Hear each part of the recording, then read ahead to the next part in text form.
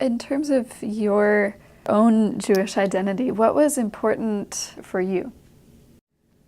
Whoa. What is important? It's still very important to me.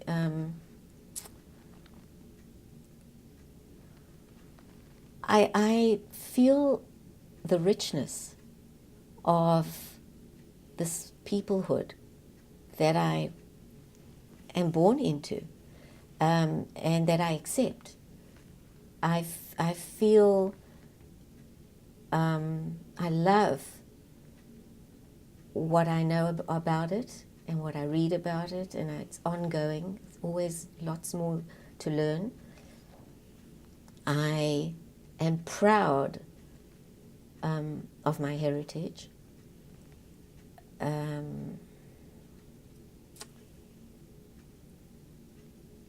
I love that there has been a continuum and that I'm part of this continuum. It's a nice feeling to know that